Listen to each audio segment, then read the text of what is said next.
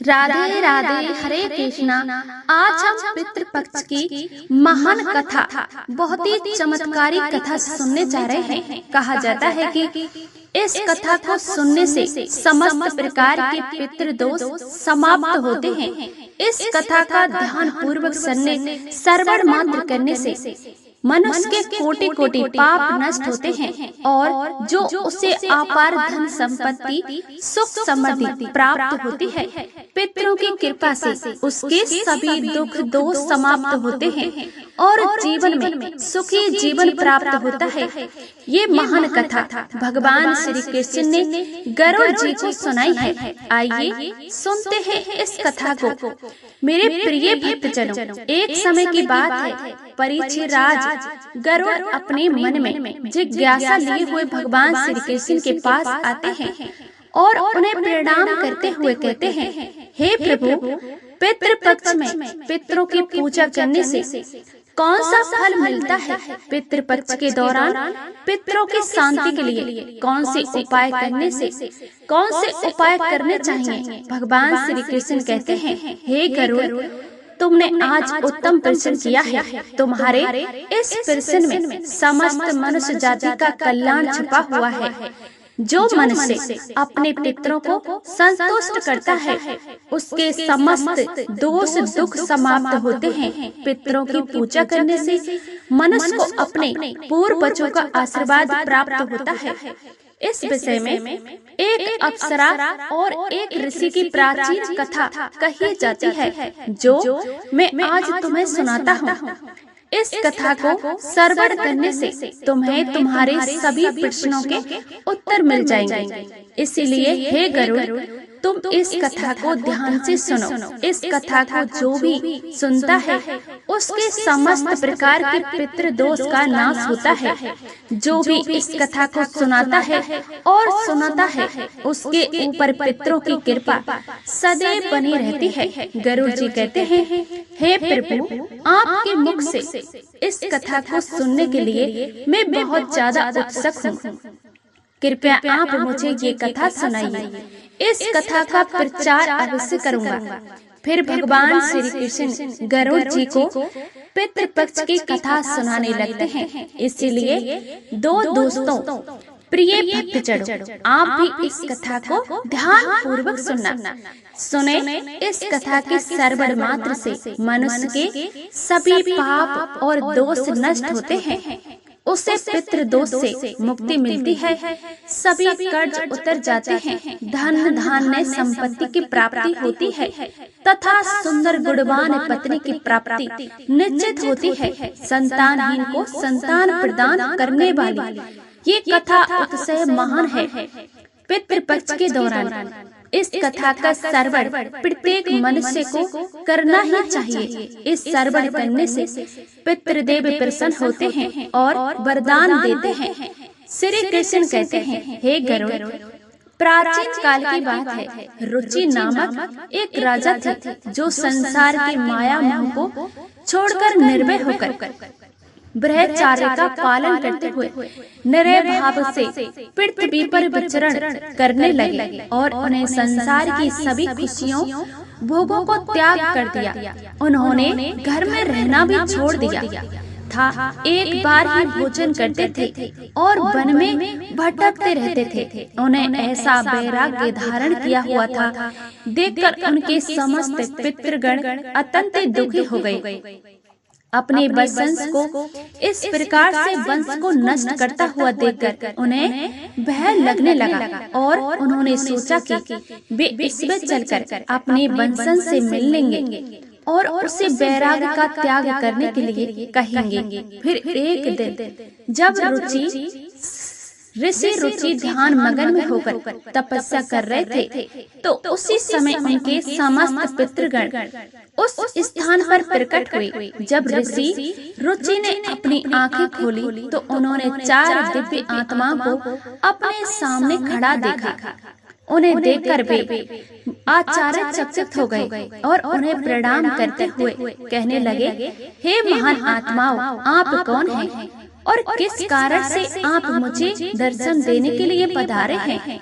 वे सभी दिव्य आत्माएं कहने लगी, हे बतसंत, हम तुम्हारे पूर्वज हैं और हम तुम्हारे इस वैराग्यपूर्ण आचरण से अत्यंत दुखी हैं। इसीलिए तुमसे मिलने के लिए आए हैं। ऋषि रुचि ने उन्हें नमस्कार करते हुए का आदर पूर्वक पूछा, हे पितृगण, आप सभी दर्शन करके मैं कृतार्थ हो गया, किंतु आप मेरे आचरण से दुखी क्यों हो? कृपया मुझे विस्तार से बतलाइए।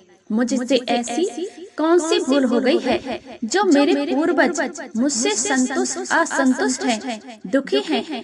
तब वे सभी पितृगण कहने लगे, हे बसंत, तुमने इस कारण से विवाह नहीं किया। विवाह स्वर्ग और मोक्ष की प्राप्ति का उत्तम मार्ग है। गृहस्थ आश्रम के बिना मनुष्य को साक्षात बंधन होता है। ग्रहण में रहकर मनुष्य देवताओं को, पितरों को और ऋषियों को, याचकों को पूजा करके उत्तम लोगों को प्राप्त करता है। वे देवताओं को इस्वा और पितरों को इस वधा शब्द के उच्चारण से तथा द्वार पर आए अतिथियों याचकों दान देकर संतुष्ट करता है। विवाह करके संतान को उत्पन्न न करके तुम देवगण तथा पितृजनों शरण से मुक्ति नहीं पा सकोगे। संसार में रहने वाले मनुष्य, ऋषि तथा अन्य प्राणियों के लिए भी तुम प्रतिदिन शरणी हो रहे हो। संतान की उत्पत्ति के बिना तुम ईश्वर को कैसे प्राप्त कर सकोगे? देव पूजा, पितृ दर्पण तथा संन्यास ग्रहण किए बगैर तुम्हें ईश्वर की प्राप्ति नहीं होगी। सभी पितृ कहते हैं, हे पुत्र, यदि तुमने विवाह नहीं किया तो ये अन्याय केवल तुम्हें कष्ट ही देगा।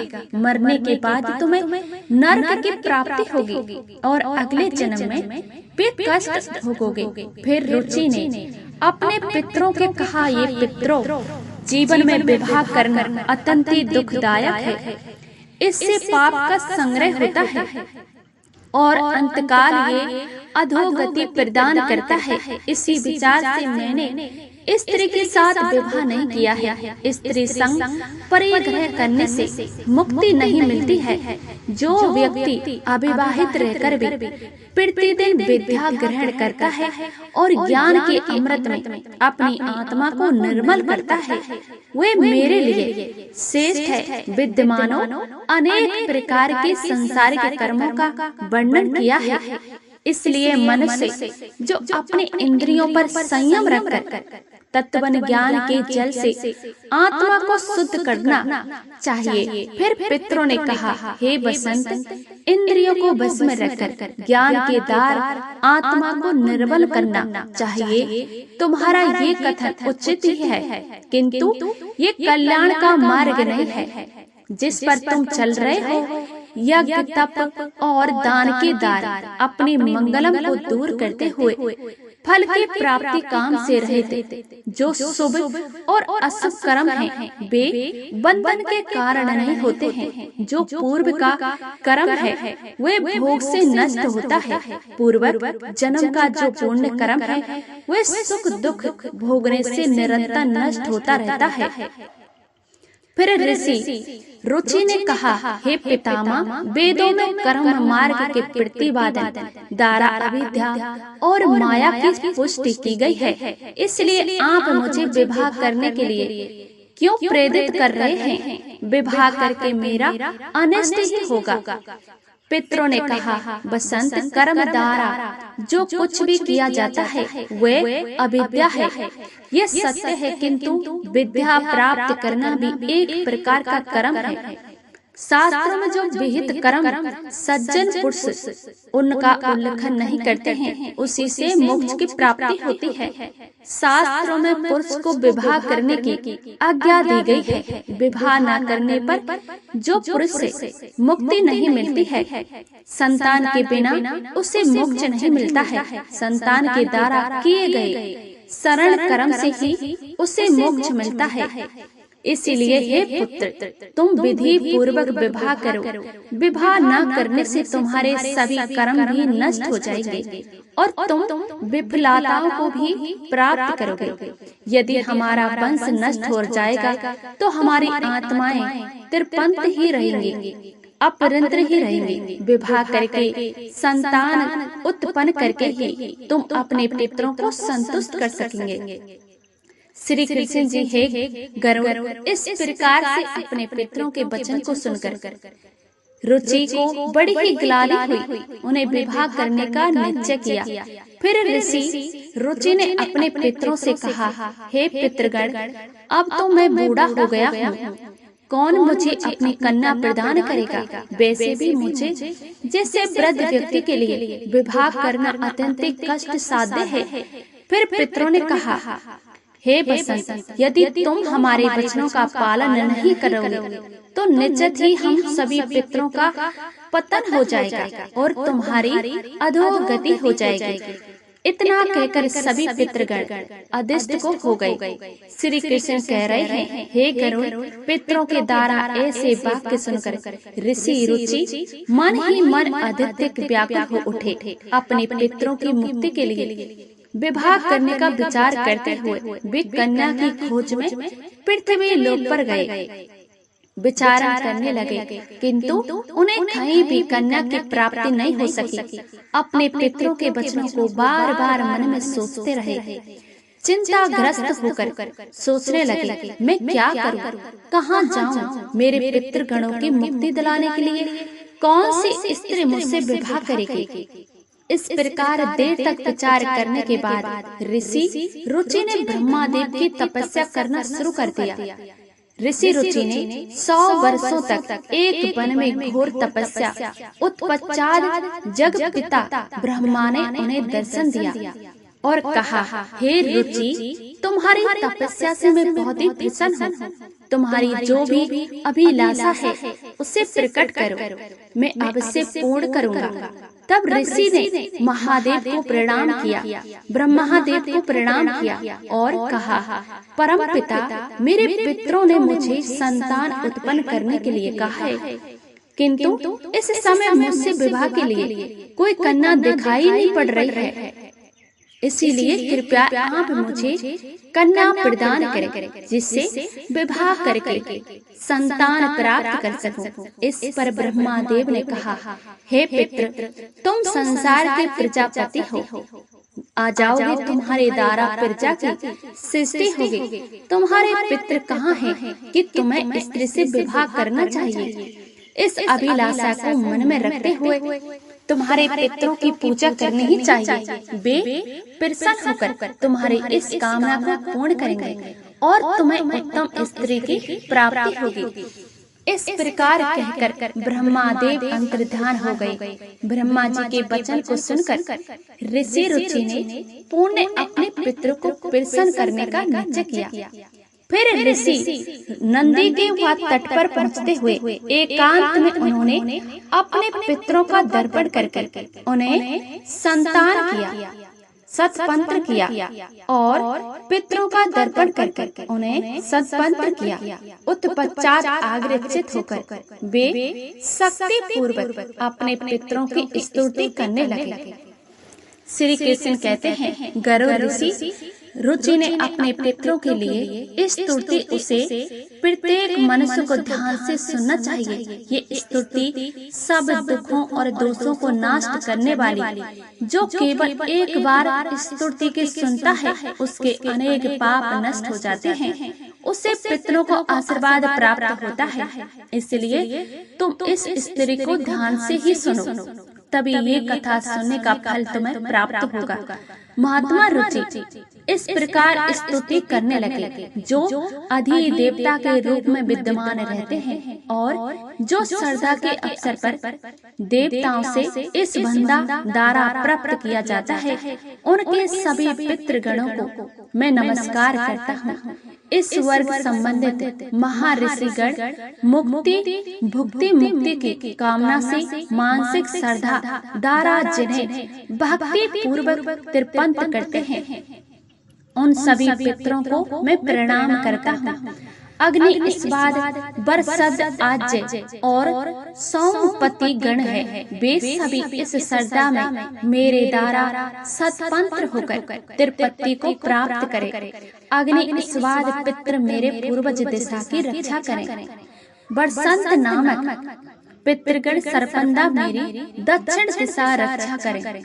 अज्ञात पितृगण पश्चिम दिशा की तथा सोम पितृगण उत्तम दिशा की रक्षा करें। ये समस्त पितृगण राक्षस भूत पिशाच और असुर गणों के कारण उत्पन्न दोषों से नित्य सब प्रकार से हमारी रक्षा करें। विष विष भूख अपराध आराध्य धर्म धान्य शुभानंद भूत देव भूति कृत और भूति नामक जो पितरों के 9 गण हैं तथा कल्याण और कलधरा सरे कहलाता है हेतु और आनंद नामक जो भी पितरों के 6 गण कहे गए हैं और बड़े बरद सृष्टि पुष्टि विस्पात तथा नाम से विख्यात ये 7 गण तथा पितृगणों के पाप विनाशक जो महान आत्मा महिमा बान और महाबल नामक से प्रसिद्ध ये 5 गण हैं। उन गणों के ही 7 दुखद धर्म दूही अत्यंत प्रसन्न हो गए और उसी समय एक दिव्य तेज प्रकट हुआ जो आकाश मंडल में चारों ओर व्याप्त हुआ। संपूर्ण विश्व को अपने तेज से आच्छादित करने वाले उस रोशनी को देखकर ऋषि रुचि अपने घुटने पर बैठकर पितरों की स्तुति करने लगे। रुचि की स्तुति सुनकर पितृगण अत्यंत ही प्रसन्न हुए और वे उनके सामने प्रकट हुए।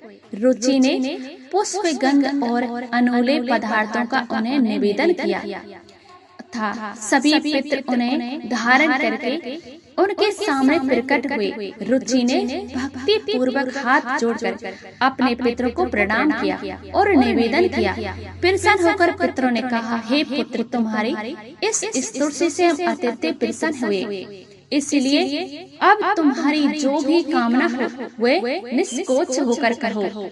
फिर नमस्कार होकर रुचि ने पितरों से कहा, हे पितृदेव, ब्रह्मादेव ने सृष्टि की रक्षा करने के लिए मुझे प्रजापति बनाया है, इसीलिए मैं आप संतान उत्पन्न करने में असमर्थ गुणवान चरित्रवान पत्नी की कामना करता हूँ।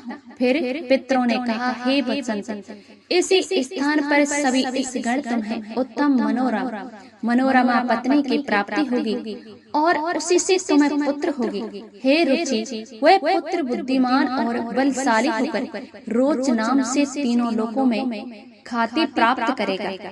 उसके सभी अतिशय बलवान महापराक्रमी महात्मा और पृथ्वी का पालन करने वाले बहुत से पुत्र होंगे। कहकर समस्त पितृगण ऋषि रुचि को आशीर्वाद देकर उस स्थान से अंतर्ध्यान हो जाते हैं और पितरों को अंतर्ध्यान होते ही पितरों की कृपा से उसी समय उस नदी के माध्य से ही रुचि के समीप प्रलम लोचा नामक मन को प्रिय लगने वाली सुंदर श्रेष्ठ एक अप्सरा प्रकट हुई। उस श्रेष्ठ अप्सरा ने मधुर वाणी में महात्मा रुचि से कहा, हे तपस्वी श्रेष्ठ वरुण पुत्र महर्षि पुष्कर दारा, मेरी एक अतिशय सुंदर कन्या उपउंत्र हुई है। मैं उस रूपी वाली मालिनी नामक कन्या को भ्राय के रूप में आपको प्रदान करती हूँ। आप इससे विवाह करें। इस कन्या से आपको अतिशय बुद्धिमान मनु नामक का पुत्र होगा। फिर प्रजापति रुचि ने उस अप्सरा कन्या से विवाह किया। श्री कृष्ण कहते हैं, हे गरुड़, इस प्रकार से ऋषि रुचि ने अपने पितरों के प्रशांतर करके विवाह के लिए कन्या प्राप्त की और अपने वंश को आगे बढ़ाया। कथा के अंत में भगवान श्री कृष्ण ने गरुड़ जी को पितरों को प्रसन्न करने के अनेक उपाय विस्तार से बताए। ये उपाय मनुष्य के जीवन में पितृ दोष को समाप्त करने और पितरों की कृपा प्राप्त करने के लिए अत्यंत ही आवश्यक माने जाते हैं। श्री कृष्ण ने गरुड़ जी से कहा कि पितरों को प्रसन्न करने के लिए कुछ विशेष अनुष्ठान, दर्पण और धार्मिक कार्यों का पालन करना आवश्यक होता है। आइए जानते हैं उन महापूर्ण उपायों के बारे में। पितृ के प्रसन्न करने का सबसे पहला और मुख्य उपाय दर्पण तर्पण अर्थ है जल अर्पण करना। पितृ पक्ष के दौरान पवित्र जल हाथों में लेकर पितरों का आह्वान करते हुए उन्हें जल अर्पण करना चाहिए। तर्पण में काले तिल, जल, दूध, कुश का उपयोग किया जाता है। ये कार्य पवित्र मन और श्रद्धा से करना ही चाहिए, जिससे पितृगण त्रिपंत्र होकर प्रसन्न होते हैं। तर्पण करते समय योस पितृ भय स्विधा मंत्र का उच्चारण करना चाहिए, जिससे पितृ संतुष्ट होते हैं और आशीर्वाद प्रदान करते हैं। श्री कृष्ण कहते हैं, श्रद्धा कर्म पितरों की स्तुति के लिए एक महत्वपूर्ण अनुष्ठान है, जिससे पितरों ने निमित्त भोजन फल और वस्त्र अर्पण किया जाते हैं। श्रद्धा कर्म करने वाले व्यक्ति को ब्राह्मणों को भोजन करना चाहिए और उन्हें वस्त्र दक्षिणा देकर आशीर्वाद लेना चाहिए। श्रद्धा के दिन विशेष रूप से सात्विक भोजन बनाना चाहिए, जिसमें खीर, पूरी, सब्जी और अन्य पौष्टिक एवं जाते खाद्य पदार्थ शामिल हों। इस भोजन को पवित्रता के साथ पितरों के निमित्त अर्पण किया जाता है। तीसरा उपाय श्री कृष्ण ने बताया, ब्राह्मण और अन्य जीवों को भोजन पितरों को अर्पण प्रसन्न करने के लिए गाय, कुत्ते, कौवे और ब्राह्मणों को भोजन कराना अत्यंत ही शुभ माना जाता है। इन्हें भोजन अर्पण करने से पितृ तृप्त होते हैं, प्रसन्न होकर आशीर्वाद देते हैं।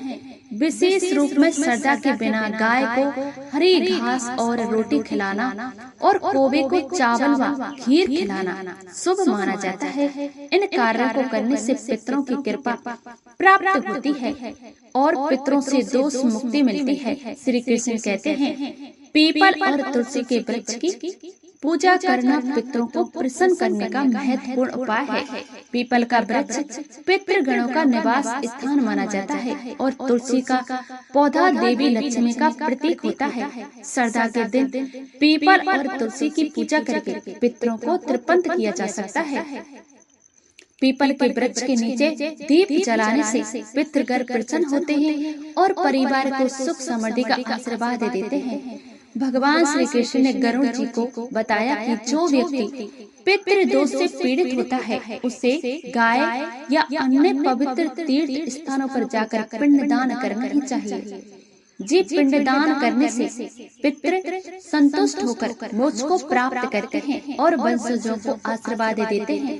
पिंडदान के समय काले तिल, कुश और चावल का उपयोग करके पितरों को अर्पण करना चाहिए। ये प्रतिक्रिया पितरों को तृप्त करती है और उनकी आत्मा को शांति प्रदान करती है। कहते हैं, श्री कृष्ण कहते हैं कि पितरों को प्रसन्न करने के लिए व्यक्ति को श्रद्धा पक्ष के दौरान व्रत रखना चाहिए। इस समय सात्विक आहार ग्रहण करना चाहिए और ब्रह्मचर्य का पालन करना चाहिए। भगवान श्री कृष्ण कहते हैं, गरुड़ जी कि आप श्रद्धा पक्ष में मांस, मंद्रा, तामसिक आहार का सेवन नहीं करना चाहिए। व्रत के दौरान भगवान विष्णु, शिव और देवी लक्ष्मी की आराधना करनी चाहिए, जिससे पितरों की आत्मा को शांति मिलती है और वे प्रसन्न होकर आशीर्वाद प्रदान करते हैं। श्री कृष्ण कहते हैं कि पितरों को संतुष्ट करने के लिए गरीब और ब्राह्मणों, साधुओं को अन्न दान और वस्त्र दान करना चाहिए। ये कार्य विशेष रूप से श्रद्धा पक्ष के दौरान करने से पितरों की आत्मा को तृप्ति प्राप्त होती है। अन्न दान, वस्त्र दान जो मनुष्य पुण्य की प्राप्ति होती है और पितृ दोषों से मुक्ति मिलती है। इस कार्य से पितृ प्रसन्न होकर घर परिवार की सुख समृद्धि का आशीर्वाद देते हैं। भगवान श्री कृष्ण ने बताया कि पवित्र नदियों में, विशेषकर गंगा में स्नान करके पितृ निमित्त जल अर्पण करना चाहिए, शुभ माना जाता है। गंगा जल पितरों की तृप्ति के लिए सर्वोत्तम होता है, जिससे पितृ दोष समाप्त होते हैं। गंगा में स्नान करने से व्यक्ति के पाप धुल जाते हैं, पितरों की आत्मा को शांति मिलती है। इस कार्य पितृ प्रसन्न होकर आशीर्वाद प्रदान करते हैं। श्री कृष्ण पितरों को प्रसन्न करने के लिए सत्संग में शामिल होना, पवित्र ग्रंथों जैसे भगवान गीता का पाठ करना अत्यंत लाभ माना जाता है। पितरों की शांति के लिए गीता के 11वें अध्याय का पाठ विशेष रूप से लाभकारी होता है। भगवान गीता के पाठ से पितरों की आत्मा को शांति मिलती है और अनेक वंशजों की उन पर कृपा बनी रहती है। भगवान श्री कृष्ण ने गरुड़ जी को